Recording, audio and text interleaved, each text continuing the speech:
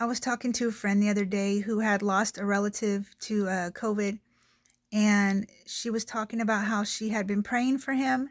She had everyone she knew praying for him, and he still passed. And she was thinking, man, like our prayers aren't good enough. Like we don't have enough faith. And it made me sad when I heard that because it's such a wrong mindset that most Christianity is putting upon people. Like you have to be this celebrity Christian full of faith and like God will move if you're these certain people, or if you get in the same room with these certain faith-filled people like that are super anointed. And I could tell that my friend felt like, well, I'm a stay-at-home mom, like, I guess I just am not heard. And it's so not true.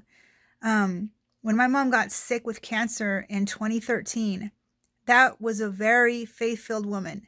And she believed kind of like the word of faith type of doctrine, where if you're sick, you don't talk about it, you claim healing until you see the healing manifest. And in some cases, that's good. But in our case, what that mentality did is it kind of robbed her family of being able to say goodbye. Like, we weren't allowed to talk about the cancer, even when the doctor said, you have just a few weeks to live.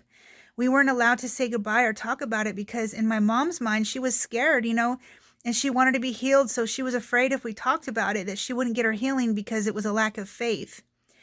But it was sad because it became like a form of delusion almost. And I don't blame her. I'm sure it must be very scary to know you're dying. Um, we had people come to our house and pray over my mom and prophesy that she would be healed here on earth, that God was going to heal her, that she was not going to die. And they looked at me and they said, don't you agree? And I said, you know what? May God's will be done, because the Lord had already revealed to me that he was going to take her home and that was going to be how she was made whole. And this person looked at me in front of my mom. He said, well, that's not having very much faith. And my mom's face dropped, like, my daughter doesn't believe I'm going to be healed. Like, it hurt her. And I felt so bad because I wasn't going to front or be fake. So later on that night, I was washing dishes and I kind of looked at her sitting in her chair all sad. And I said, Mama, I believe you're going to be made whole. And her face lit up and she was like, thank you.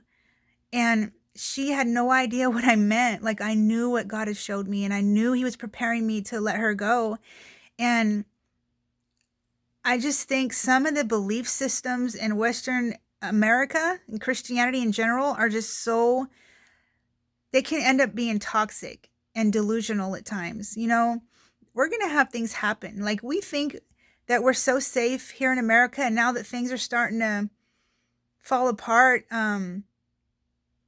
we think that, like somehow God's not with us. But think about in the Old Testament when God's people would completely be pillaged and exiled, and God would speak to a prophet, raise a prophet up, and strengthen the people.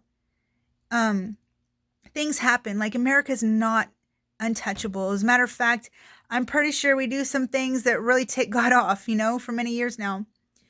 But think of the persecuted countries, like those who are being killed and hurt for their faith. Like, if that doctrine is true, like, if you have enough faith, you'll always be healed. If you have enough faith, you'll never, you'll be delivered out of all your troubles. That's eternity. Our eternal salvation is intact. We are delivered from disease, and sickness and death has no hold on us now. But here on earth, things will sometimes touch us.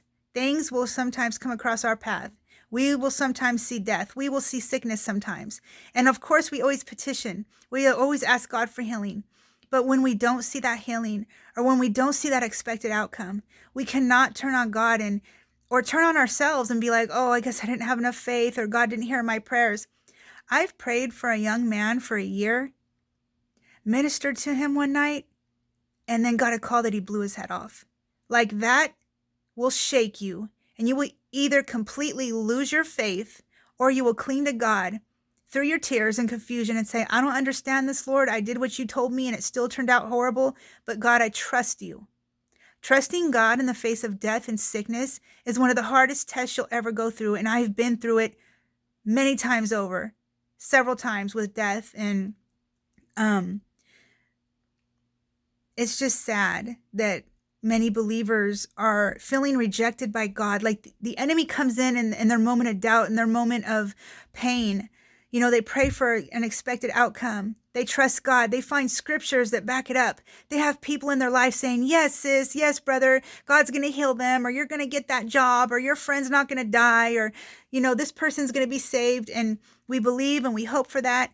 But sometimes when the worst case scenario happens, a lot of people will turn on God or turn on themselves and be like, well, maybe God doesn't really love me, or maybe I'm doing something wrong, or maybe, you know, God's not really there for me. And it's not. And, you know, when we're broken, when we're heartbroken, when we're confused and we go to him, there's a sweet intimacy. There is a closeness that you'll get with God that you'll never get in any other time in your life, is when you're broken, disappointed, hurt, when you don't understand, when you're looking at God with tears and being like, what happened? You know, I thought if I did everything you said that you would help, and you didn't. And then we feel like God left us hanging, but he didn't.